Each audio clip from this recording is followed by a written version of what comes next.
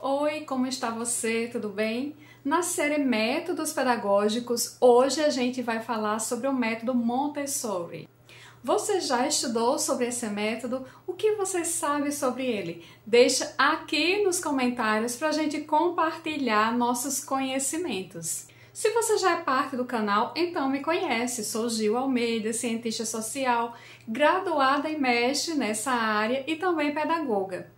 Atuo como coordenadora pedagógica no ensino fundamental anos finais e também na educação infantil, assim como sou formadora de professores e consultora pedagógica. Agora, se você é novo ou nova por aqui, não deixe de se inscrever. É só clicar aqui embaixo na palavra inscrever-se em vermelho. Então clique e comece a fazer parte do nosso canal para receber todas as notificações de tudo que é postado semanalmente. Clica no sininho, assim você não perde mais nada e ainda pode assistir todos os outros vídeos disponíveis sobre educação infantil, sobre educação socioemocional, sobre metodologias ativas e vários outros temas educacionais.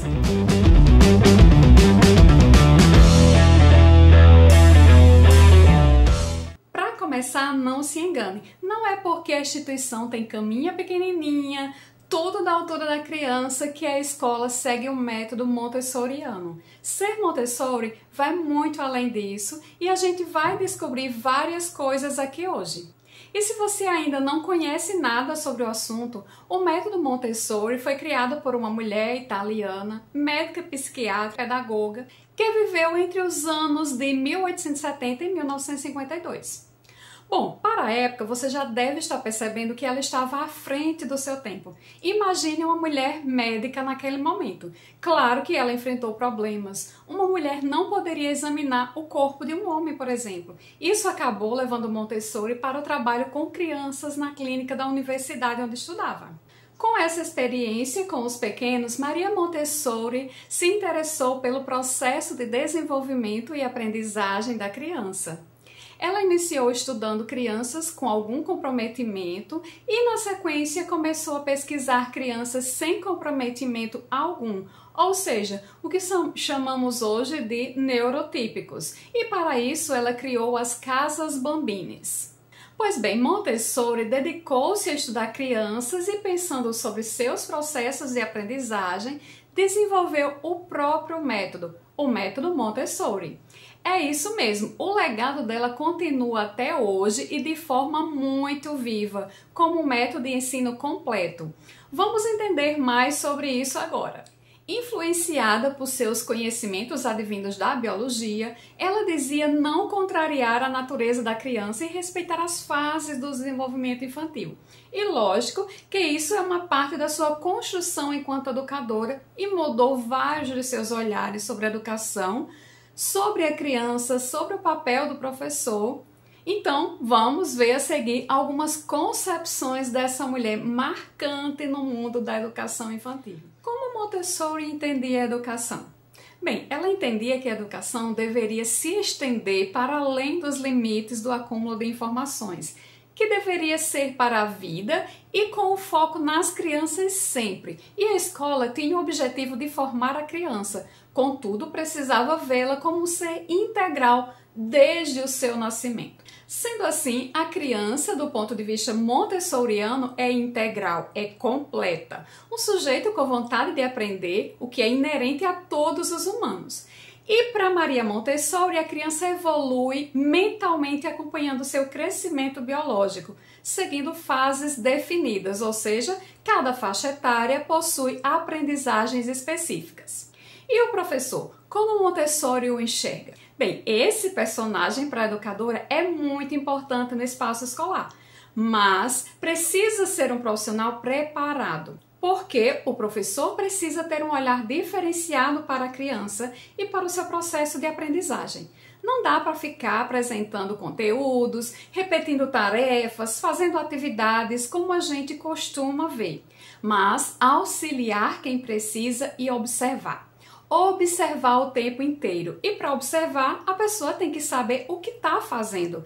Caso contrário, esse observar vira apenas um cuidar. E não é isso, mas um olhar avaliativo, questionador, enquanto as crianças exploram e aprendem, o professor precisa saber o que ele está vendo, o que ele está observando nessas crianças. Então, a intervenção do educador só deve acontecer em casos de necessidade, situações em que requeram sua ação. E como saber disso? Como saber se deve ou não intervir e a hora adequada? Isso é garantido pela formação do educador. Ele precisa conhecer bem o método Montessori, sobre o que a autora entende por desenvolvimento e aprendizagem.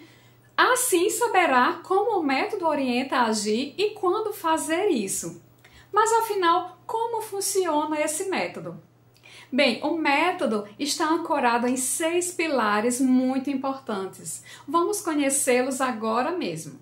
O primeiro pilar é a autoeducação. Isso significa um caminho do aprender mais autônomo e com o mínimo de interferência possível do professor. Para Montessori, a criança deve ter liberdade para errar e repetir o quanto ela quiser. Me parece também aqui que o professor sai do papel de quem direciona tudo dentro da sala de aula e chama a atenção para um docente que confia na experimentação infantil. Aí já surge uma questão: os nossos professores são preparados para não serem centro, para deixarem as crianças vivenciarem e acreditar que isso é parte do processo do aprender? Você já pode contribuir nos comentários sobre isso. Agora, o segundo pilar, que é a educação como ciência. Nesse pilar, chama-se a atenção para o uso da observação. É apenas com um olhar atento e treinado que o educador vai perceber a real necessidade das crianças. Dessas observações, surgem hipóteses do que é necessário para a aprendizagem das crianças. Ou melhor, de cada criança. Afinal, elas são olhadas de forma individualizada. O terceiro pilar é a educação cósmica. Essa visão é de que todas as coisas estão conectadas e dependem uma das outras para existir. E isso permite à criança perceber a ordem de tudo que existe na natureza e no universo. O quarto pilar é ambiente preparado. Não tem como trabalhar com crianças em um ambiente adultizado. A criança precisa de um ambiente seguro, preparado e com nutrientes físicos, emocionais e mentais para que ela possa ser livre e se desenvolver em sua integralidade. Isso não significa excesso de estímulos, pelo contrário, é sugerido inclusive o uso de cores neutras e claras. Além disso, texturas, pesos, cheiros, barulhos, materiais com controle de erro e bem intuitivos. Tudo precisa ser pensado para a criança e permitir atividades motoras e sensoriais. Sim, a altura do mobiliário é muito importante também para permitir a mobilidade, a escolha e o uso dos materiais pelas crianças. Todas as crianças são estimuladas ao respeito, aos momentos de cada um, e o tom da voz precisa ser sempre baixo, marcando a calma no ambiente. Agora, o quinto pilar, adulto preparado. Ora, para que tudo funcione, o educador precisa estar bem preparado e é ele, esse adulto, do qual trata o quinto pilar. Ele deve estar preparado para realizar as observações de forma segura e confiante. A confiança na criança é fundamental. Aquela ideia de que a criança pode, tudo que ela pode naquela faixa etária é muito importante ser respeitada. E o adulto precisa oferecer os meios para que ela supere seus desafios. Tudo isso tem que seguir as necessidades percebidas. Então, observação e mais observação, e com muita responsabilidade. Por fim, o sexto pilar, que é criança equilibrada.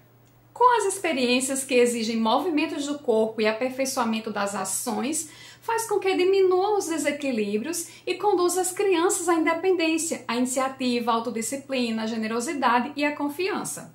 Sendo assim, coexistem o amadurecimento intelectual, social e também o emocional. Ou seja, tem-se um indivíduo equilibrado. Como a gente pôde ver, não é apenas mudar o espaço físico, é todo o contexto. Então, para que uma escola possa ser considerada montessoriana, precisa seguir rigorosamente tudo que foi proposto por sua criadora, Maria Montessori, inclusive o uso dos materiais criados por ela para trabalhar as diferentes áreas. Esses materiais são objetos simples, intuitivos, com começo, meio e fim, mas muito atraentes e projetados para provocar o raciocínio, além de possuir controle de erro, que é algo marcante nos materiais montessorianos. Há materiais pensados para auxiliar todo tipo de aprendizado, do sistema decimal à estrutura de linguagem. Estão divididos em 5 áreas que são os exercícios de vida prática, o material sensorial, o material de matemática, o de linguagem e o de conhecimentos do cosmos, que envolve história, ciências e geografia.